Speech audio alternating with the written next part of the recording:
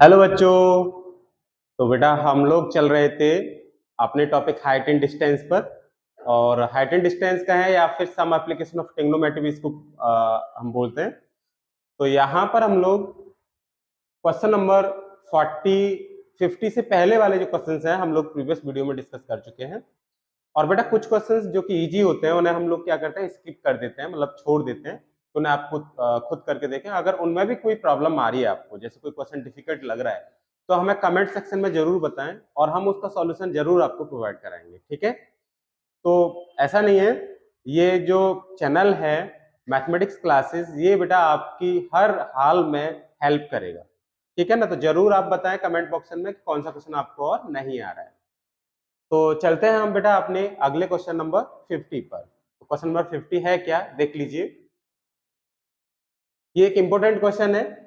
The angle of elevation of a stationary cloud from a point 2500 metre above a lake is 15 degree and the angle of depression of its deflection in the lake is 45 degree.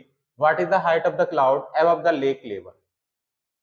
Question बहुत अच्छा question है बेटा, ध्यान से देखिएगा कि मैं इसका फिगर बनाऊं तो ये बनेगा जैसे ये लेक है। ठीक है। लेक होगा तो उसमें पानी तो होगा ही होगा। सपोज ये हमारे पास है, देखिए बेटा,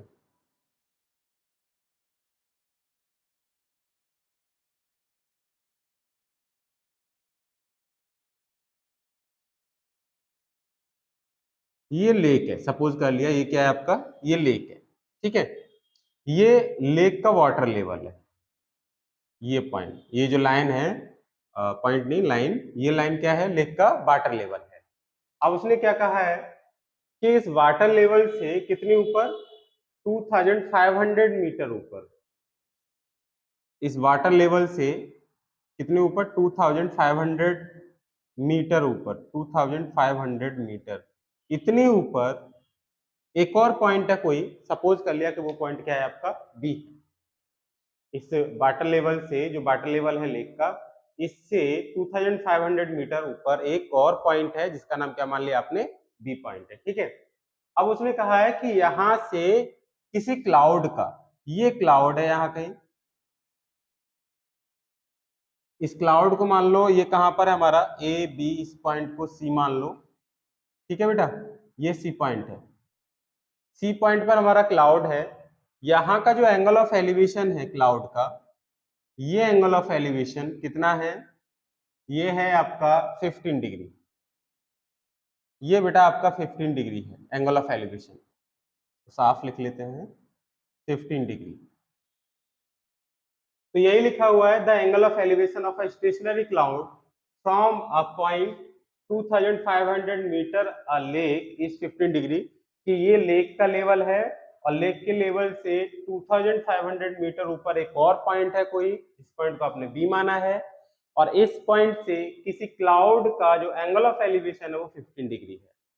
ये लेक का लेवल है बच्चों। एक फिगर थोड़ा ध्यान से समझना है आपको कि ये लेक है और लेक के लेवल से 2500 मीटर ऊपर एक पॉइंट है, कोई भी पॉइंट है, और वहां से किसी क्लाउड का जो एंगल ऑफ एलिवेशन है वो कितना है, 15 डिग्री। क्लियर हो गया। अब बच्चों देखो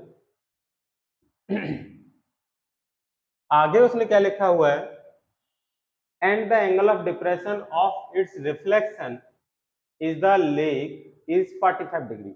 और इस पॉइंट से इस क्लाउड का जो रिफ्लेक्शन बनेगा यहाँ पर पानी भरा हुआ है, तो देखा होगा आपने कि अगर आप पानी, साफ पानी है, साफ पानी में आप अगर आप उसमें देखेंगे जाकर, तो बेटा आपका एक रिफ्लेक्शन और बनता है, एक इमेज और बनती है आपकी। ठीक है। तो वो इमेज इस क्लाउड की पानी में बन रही होगी। ये क्लाउड है, इस क्लाउड की इमेज इस लेक में बन रही होगी। ठीक है। तो यहां पर देखो बच्चों, पहले तो हम इसका क्या बनाएंगे, इसका रिफ्लेक्शन बना लेंगे। तो आप ये देखो, आपने पढ़ा होगा ये जो लेक है ना, ये एज अ मिरर वर्क करेगी। अब बेटा ये लेक जो होगी एज अ मिरर वर्क करेगी। मतलब मिरर का मतलब हमने मिरर जो वर्ड है वो क्यों यूज किया, क्योंकि जितनी हाइट पर, यानी जितनी डिस्टेंस पर कोई ऑब्जेक्ट होता है, मिरर से जितनी डिस्टेंस पर कोई ऑब्जेक्ट होता है, उस ऑब्जेक्ट की जो इमेज होती है उतनी ही डिस्टेंस पे बनती है बेटा। जैसे यहाँ पर मान लिया ये r डिस्टेंस है, यहाँ से यहाँ तक r डिस्टेंस है, तो ये जो इसकी इमेज बनी ना इस पॉइंट पर, ये इमेज बन गई इस पॉइंट पर, ये भी आपकी क्या होगी, r डिस्टेंस पर ही होगी इस मिरर से। तो आप एक बात याद रखेंगे, मिरर से जितनी डिस्टेंस पर ऑब्जेक्ट है उतनी डिस्टेंस पर उसकी क्या बनती है, इमेज बनती है। तो बिल्कुल सेम यहाँ पर हम कंसेप्ट यूज करेंगे कि ये मान लिया कि ये लेक का सरफेस है, तो ये लेक का surface as a mirror work कर रहा है।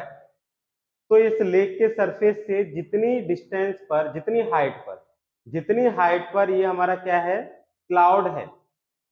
ये सरफेस है ना बेटा, सरफेस का पॉइंट है, इस पॉइंट का कोई नाम दे दो आप, इसको डी बोल दो और इसको ई बोल दो। तो इस डी पॉइंट से जितनी हाइट पर एक क्लाउड है ना बेटा, डी से जितनी हाइट पर एक क्लाउड है सी, बेटा डी से उतनी ही गहराई में इस क्लाउड की क्या बन रही होगी, इमेज बन रही होगी। इसको ये जो इसका सरफेस है ना, इस सरफेस को आप मिरर मान लो, इस सरफेस को मिरर मान लो और मिरर वाला कंसेप्ट यूज कर दो। क्या कि मिरर से जितनी डिस्टेंस पे ऑब्जेक्ट होता है, तो मिरर से उतनी डिस्टेंस पर उस ऑब्जेक्ट की इमेज बनती है। तो ऐसे यहां समझो कि ये एज अगर मिरर वर्क कर रहा है, जो एडी है, जो कि इस लेक का क्या है, सरफेस है, लेक का सरफेस है बेटा, ये लेक है, लेक का सरफेस है एडी। इस एडी से जितनी डिस्टेंस पर ये क्लाउड है, ये cloud as a object work करेगा। तो यहां से यहां तक की डिस्टेंस पर ये क्लाउड है, तो बेटा उतने ही नीचे जो हमारी लेक है, इस लेक के नीचे यहां पर कहीं इस क्लाउड का क्या बन रहा होगा, इमेज बन रहा होगा। सपोज कर लिया कि वो हमारा पॉइंट है एफ, मान लिया एफ पॉइंट पर इसका इमेज बन रहा है। इसका जो क्लाउड का जो इमेज बन रहा है वो कितने पॉइंट, किस पॉइंट पे बन रहा है बेटा, एफ पॉइंट पे बन रहा है। तो आप इस एफ पॉइंट को यहां से ज्वाइन कर लीजिए, ये आपने बेटा एफ पॉइंट को ज्वाइन कर लिया। अब उसने आगे क्या कहा है, आगे ये कहा है कि जो इमेज है, ये लिखा है ना रिफ्लेक्शन, देखो बेटा, the angle of depression of its reflection in the lake is 45 degree. मतलब इसी पॉइंट से इस रिफ्लेक्शन का जो एंगल ऑफ डिप्रेशन है वो 45 डिग्री है। इस पॉइंट से, जहां से कि आप क्लाउड को देख रहे थे, उसी पॉइंट से इसके रिफ्लेक्शन को देख रहे हो। तो जब आप रिफ्लेक्शन को देख रहे हो तो यहाँ पर जो एंगल ऑफ डिप्रेशन बन रहा है बेटा, अच्छा एंगल ऑफ डिप्रेशन इसलिए बन रहा है क्योंकि अब आप ऊपर से नीचे की ओर देख रहे हो, तो वहां पर क्या बनता है, एंगल ऑफ डिप्रेशन बनता है। तो एंगल ऑफ डिप्रेशन कितने डिग्री का बन रहा है, 45 डिग्री का बन रहा है। आई होप समझ में आया होगा। अब बच्चे इस फिगर को हम कंप्लीट कर लेते हैं। मैंने क्या किया बेटा, इसको ज्वाइन कर लिया और ये पूरा ऐसे करके बना लिया। इसको नाम दे दो जी, ठीक है। अब यहां पर मैंने अभी आपको बताया था कि लेक की सरफेस, ये है लेक की सरफेस, याद रखेंगे ये जो पॉइंट, ये जो है ना, ये है लेक की सरफेस, लेक सरफेस। तो जो लेक की सरफेस है, लेक की सरफेस से जितनी डिस्टेंस पर एक क्लाउड है हाइट पर, लेक की सरफेस से जितनी हाइट पर एक क्लाउड है, लेक की सरफेस से उतनी ही नीचे इसका रिफ्लेक्शन होगा। मतलब ये वाली हाइट यहां से यहां तक और यहां से यहां तक की जो डेप्थ है बेटा, ये सेम होगी। जितनी डिस्टेंस पर, जितनी हाइट पर एक क्लाउड होगा, लेक की सरफेस से उतनी ही डेप्थ में ये क्या होगा, इसका रिफ्लेक्शन होगा। तो एक मिनट सुनो बच्चों, मान लिया कि इस ई पॉइंट से ये आपका एच हाइट पर है, इस ई पॉइंट से ये क्लाउड कितनी हाइट पर है, एच हाइट पर है, और ये आपको पता ही है कि ये डिस्टेंस कितना है, 2500 मीटर है, ये वाला डिस्टेंस। तो टोटल जो हाइट हुई लेक की सरफेस से इस क्लाउड की, लेक की सरफेस ये है और लेक की सरफेस से इस क्लाउड की जो टोटल हाइट होगी वो कितनी हो जाएगी, h प्लस 2500, यही तो हो जाएगी, h प्लस 2500, मतलब इसको और इसको जोड़ देंगे। तो मैंने अभी आपको बताया था कि लेक की सरफेस से जितनी हाइट पे क्लाउड है, लेक की सरफेस से उतनी ही डेप्थ में इसका रिफ्लेक्शन होगा। तो बताओ बेटा df कितना हो जाएगा। इसी कंसेप्ट को यूज करेंगे भाई, लेक की सरफेस से जितनी हाइट पे क्लाउड है, मतलब जितना dc है उतना ही क्या होगा, df होगा। ये हमारा एक फिजिक्स का रूल है, आपने पढ़ा भी होगा। तो ये टोटल जो डेप्थ हुई वो कितनी हो जाएगी, h plus 500, h plus sorry 2500, ये टोटल हाइट हो जाएगी। कहां से कहां तक, d से f तक, क्योंकि d से c तक भी इतनी होगी, देख लीजिए ये h है और ये 2500 है, तो d से c तक कितना हो जाएगा, 2500 प्लस h, और फिर जितना d से c तक है उतना ही d से f तक होगा। आई होप बेटा अब आपके समझ में इजीली आ गया होगा कि इस क्वेश्चन में आखिरकार हम इसका फिगर बनाएंगे कैसे। बच्चों को बहुत दिक्कत आती है इस क्वेश्चन में, तो समझो बच्चों। अब ये अगर 45 है तो ये भी हमारे पास कितना होगा, ये एंगल भी हमारे पास 45 हो जाएगा, ठीक है, ये एंगल भी 45 हो जाएगा।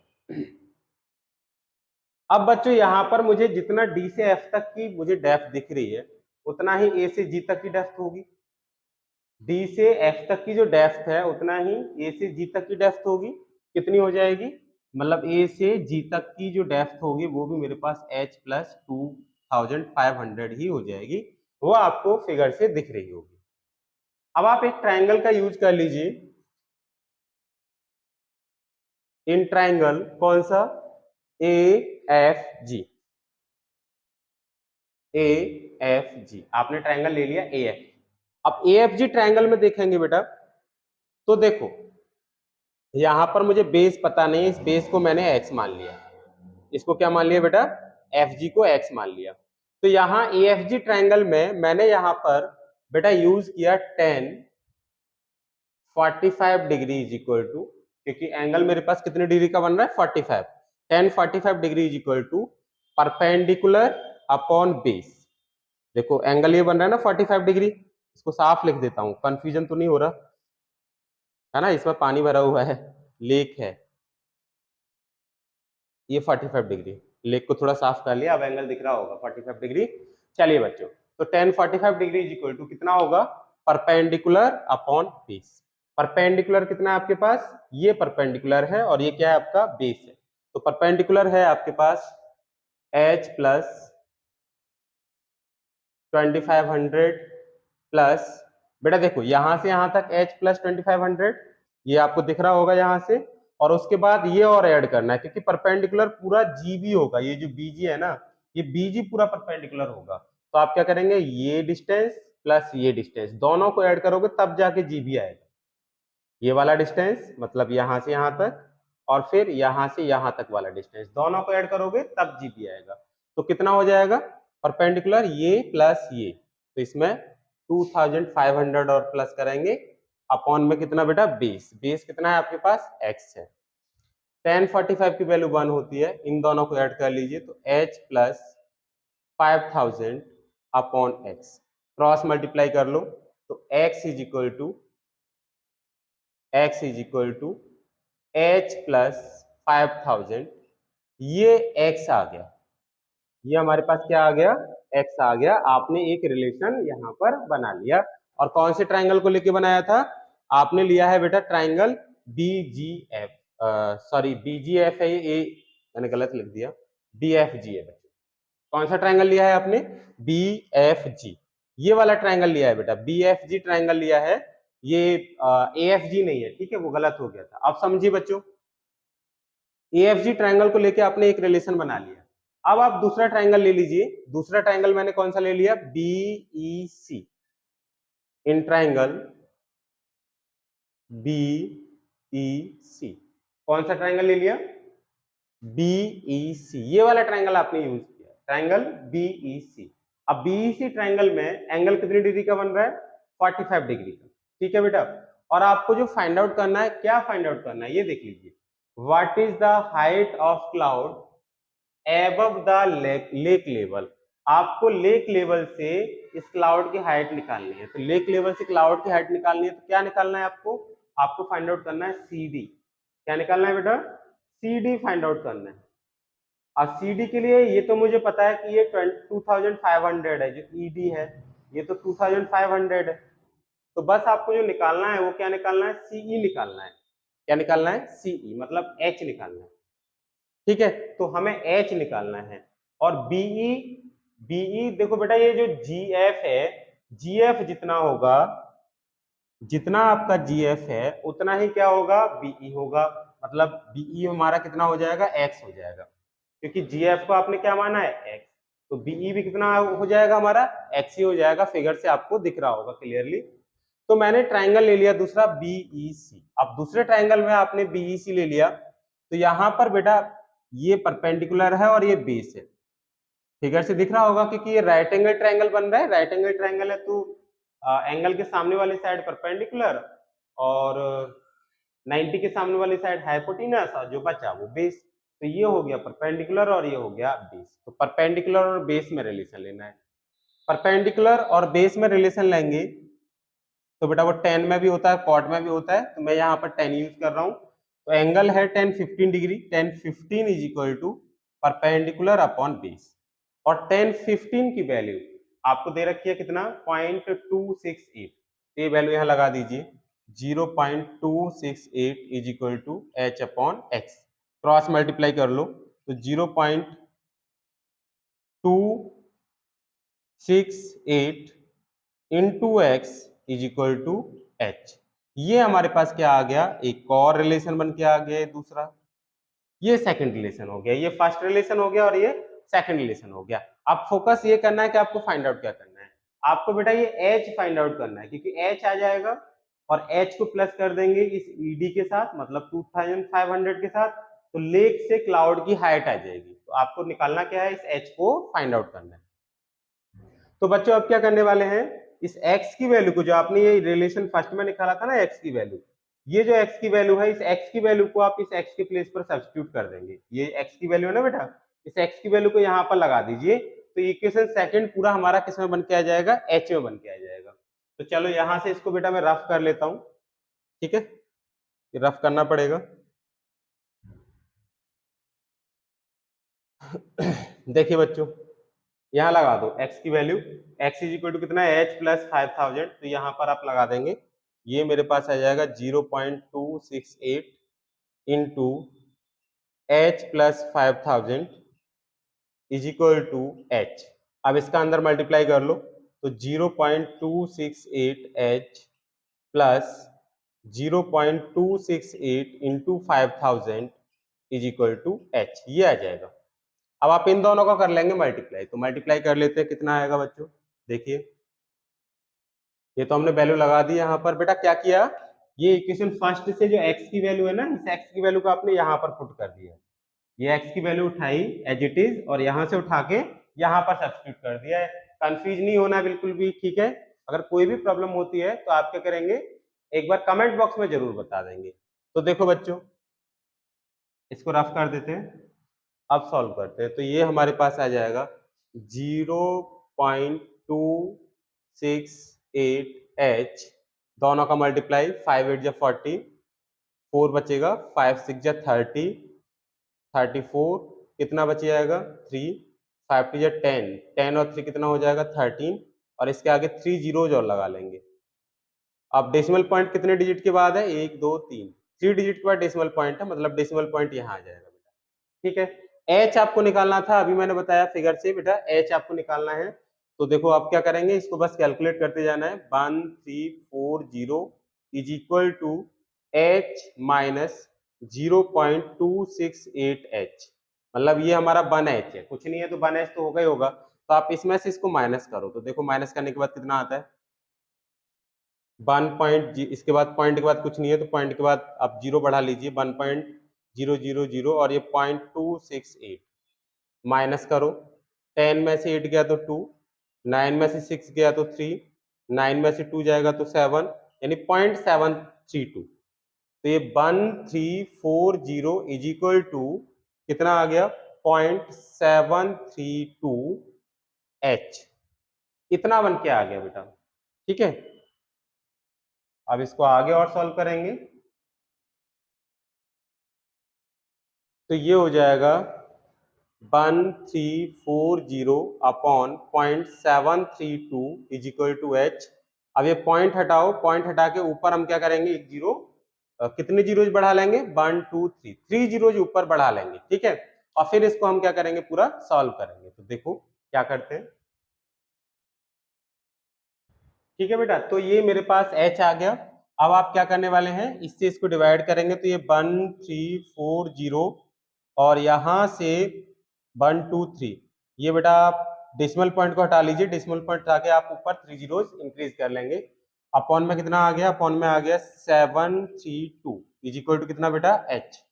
अब क्या करेंगे बच्चों, आप इससे इसको डिवाइड करेंगे, तो ये डिवाइड करने के बाद हमारे पास कितना आएगा, ये मैंने डिवाइड कर रखा है, आप इसे एक बार डिवाइड करके देखिए बेटा, है ना, तो ये आ जाएगा 1830.601, ये अप्रोक्सीमेटली इतना आ जाएगा। डिवाइड करने के बाद जो h की वैल्यू आएगी अप्रोक्सीमेटली 1830.601, इतना आ जाएगा बेटा। तो एक बार डिवाइड करके देख लें इसको, है ना, तो इससे इसको डिवाइड किया तो ये मेरे पास आ गया 1830.601, ये h की वैल्यू आ गई, ये जो h है ना, ये वाला h आ गया। ठीक है, अब आपको निकालना है लेक से और इस क्लाउड तक की हाइट निकालनी है, मतलब d से और c तक की हाइट निकालनी है। तो d से c तक की हाइट के लिए क्या करेंगे, h प्लस 2500, मतलब ये h प्लस इतना पार्ट आप ऐड कर देंगे, तो देखो बेटा कितना आ जाएगा, देन कितनी हो जाएगी हाइट, इसको सॉल्व कर लें, मतलब CD, देन